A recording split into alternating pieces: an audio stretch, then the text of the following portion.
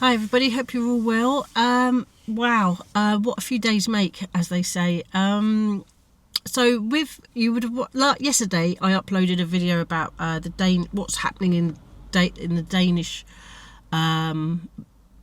dairy farms, which has all come from X. I did put links in the description to the original posts, etc. And so what's been happening on X for the last week is a massive kind of push all about Bovaer, which is unusual because there wasn't a lot going on, as a lot of you know who've been boycotting Arla, etc. since December 2024. There's not been it's not been a massive traction apart from that initial surge that happened in 2024. It kind of really did die down in terms of social media. Obviously, mainstream media, forget that never happened anyway, apart from the very minor initial reports.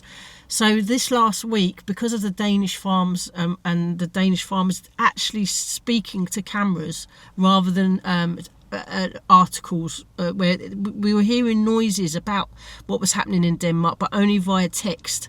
And this time we've actually got face-to-face interviews from actual dairy farmers, and obviously the one you watched yesterday, that's this vlog. Go watch it if you haven't. I do put all the links in the description, so you can go to the X posts themselves, credit where credit's due, and all that kind of stuff. But there, since I kind of edited all that and was waiting for Thursday sweet spot time, another video of another dairy farmer came out, and we were about to watch her and her testimony about Bovaer and its impact on her cows. So watch that now, and then we'll talk more. Rianne Blom and me and my husband Jan, we have a farm in the northern of Denmark. We come from originally from Holland, and we moved here 4.5 years back. And I would like to tell you a little bit about the law in Denmark about feeding Bovaer to our cows. It's the law since this year that we have to feed 80 days of Bovaer to our cows. It's a rule, and if you don't do it, it's just like you can go to the prison, or you get like a big fine, a really big fine. So most all farmers just do it. What happened is that we started on the 1st of October. Most of the farmers do it in Denmark. It's because it's a little bit in the end of the year. It's not warm, so no heat stress and everything. So we hope for the less problems. But we started in the beginning of October with low doses, and we raised it up till the full doses around 20 of October, a little before. And on the 30th of October, we really got problems. It started with on that day we have robots, so we have a health list on the computer, and on that day we had like in one group, we have 4 groups of cows in our stable. We have one group with 36 sick cows. We milk on daily basis around 480 cows, so 36 cows in one group, that's not really a positive thing. First, we thought perhaps it could be something with the ration in the robot or something with the robot, but we couldn't find anything. And the end of the day, it started also in 2 other groups. So at that point, we thought like the cows were really just stopping with eating. And at that point, we really thought it's Bovaer. We heard already earlier some problems about other farmers, and the signals were really the same. So we were almost convinced that it was a problem with Bovaer we had at that point. So in the end of the evening, my husband and I decided we'll stop with feeding Bovaer, because we cannot keep this. If this will continue, all animals get sick. On Friday morning, we had like 70 cows on our health list. And on Saturday morning, it was almost 90. And we already stopped since Friday morning. So you can understand the problems were still rising. On Friday morning, we had the first cow down. So they went to the sick box. On Saturday morning, we had in the morning, we had 2 more cows down. On the afternoon, 1 more. On Sunday, we had also 1 cow down. And we are now standing on Monday at the last cow, just recently, just pulled out half an hour ago, out of the stable. She can also not stand anymore. All have a lack of calcium, the ones who are laying down and just not eating. They just simply stop with eating. And we have a special powder, which we gave the whole weekend to all the cows who stopped eating. And we're pumping with them with it. And together with some vitamins, we try to get them up with eating again. With most of the cows, that's working. So it is some treatment for us, which is working. And we hope that it will really stop right now soon with all the health problems. That will go a little bit better, because we lost 5 kilos of milk per cow. So for us, it's like 3,000 kilos of milk daily. That's a lot of milk. And we really don't want to feed it anymore. It's just poison for our cows. They get sick from it. And this is not why we are a farmer. We are a farmer to, of course, produce milk, but also to have a good stable with healthy cows. And in this way, we cannot keep that up. And we expect, because a lot of farmers, a lot of countries are also busy with introducing Bovaer to in their country to feed by law to the farmers, by the farmers to the cows. And I would like to say to you guys, go against it. Because if you want to keep on staying a farmer, this is not it. This is really not the way to do it. Thank you very much, and good luck.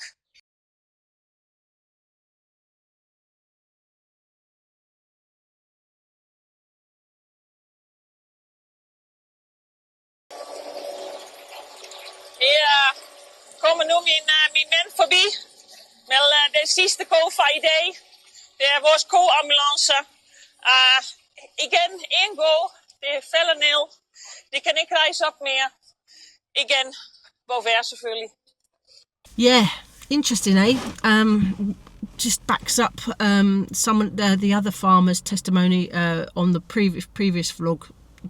So you're watching this one, yesterday's vlog. Go check it out, because you'll see 2 testimonies if you haven't watched that one already.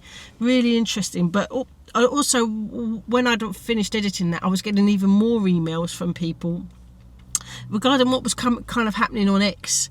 So Hillary, thank you for your emails. A lot of the information you send in is stuff that is kind of been around for a while, that we're really familiar with. If you look at my posts on here, where it's all sort of text and pictures and stuff, a lot of that kind of information is already there. Very useful, handy if you need to do a bit of research. Also, I've got a really large Bovaer playlist, just that you can browse if you want to. Who else emailed me? There was quite a few. Let me just. Judith, thank you very much for that, and Pat as well. You're sort of alerting me to the whole Danish thing, so thank you for that. Really helpful. Okay, what was I going to say? Yeah, so if you don't know already, I've got a Bovaer free printables downloadable. It's just on an A4 sheet of butter, cream, cheese, all the yogurt, and I'm struggling to figure out the 5th one. But it's all if you're shopping supermarkets, for instance. Obviously, if you can afford farm shops, fantastic. But it does help for people that aren't living anywhere near a farm shop, or they can't afford one. So and that's plenty of people, to be fair. So there's always a link in the description for them. But also, I've got ongoing FOIs happening. I'm not yet at the deadline. One of them was to Scottish Enterprise, that in regards to the sort of 10 million grant that they gave to dsm-firmenich, the makers of Bovaer. I can't remember the questions on the top of my head, but they're there. Then the other one was to DEFRA, and then the other one after, I think there was a third one, but I can't remember what it is. It's early in the morning. But what I was thinking, and this is why I'm referring to them, is that I might do another one, but this time a lot of you will know that the COP30 thing's happening, and lots of our hard-working politicians are jetting off for a little mini break in the Amazon forest, in which they knock down a large amount of acres of trees in order to create a little runway. I mean, the irony and the hypocrisy is staggering, absolutely staggering, because let's not forget, the reasons why I'm so anti-Bovaer is it's completely unnecessary. Messing with cows' rumen, i.e. their stomach, to minimise burping in a tiny way is completely unnecessary. They do create methane, but it goes up in the air and then it comes back down, and they eat it effectively. They're actually environmentally they're really helpful, but this whole environmentally friendly business is complete. It's complete BS. I don't swear on my channel. So I was interested to think, well, how much is it costing our Prime Minister to go to COP30 on the little jolly? So I do have a draft FOI, because I was going to send it today. Let me just pull it up. So what you'll see is a request, freedom of information request, details of Prime Minister's attendance at COP30 summit in, I don't know how to say it, but it's in Brazil. Estimated costs, because I think it's actually, I don't know, is it actually happening right now or is it about to happen? So it's estimated costs. It's not, they would have had to plan this, and this is what I'm after. So bear with me while I just, so that's the title of the freedom of information request. And these are the questions. Any documents, emails or memos dated from 1st of July 2025 to present discussing the decision for the Prime Minister to attend COP30 in Brazil, including reasons for attendance and any internal advice against it. Because don't forget, he was umming and ahhing about whether or not he was going to go. So they must have had conversations. Number 2, details of the planned entourage, including names and job titles of advisors and aides accompanying the Prime Minister, travel arrangements, e.g. flight details, accommodation bookings, total estimated number of individuals in the entourage. 3, the total estimated cost of the trip to public funds, or borne by public funds rather, I need to edit that. Broken down by category, including flight costs for all attendees, accommodation expenses, food and drink expenditures, wage bills, or additional staff costs incurred during the trip. Records, number 4, records of any planned photo ops or media events at the summit, including budgets or planning notes associated with these activities. Obviously, there's the typical, what do you call it? 20 working days. So this is just, I'm just going to send it now. Just editing that public funds sentence, because when I read it out loud, it just sounded a bit wrong. So yeah. Oh, I don't have their email. Okay, I'll sort the email out later, because I don't actually have internet, which is a bit of a pain. But I will I'm going to send these FOIs today. But not right now, because I'm in a blasted black spot for FOIs. And the reason why I wanted to talk about this as well is because I thought, well, why stop at the Prime Minister? How about Sadiq Khan? He's off on a jolly. Well, why is he going to the COP30 summit? And I've even heard that there's a Yorkshire mayor that's also gone to the COP30 jolly. I mean, honestly, it's like, well, what? Why are the it's just beggars. It's just an excuse to have a expensive holiday using public funds. It's absolutely disgusting.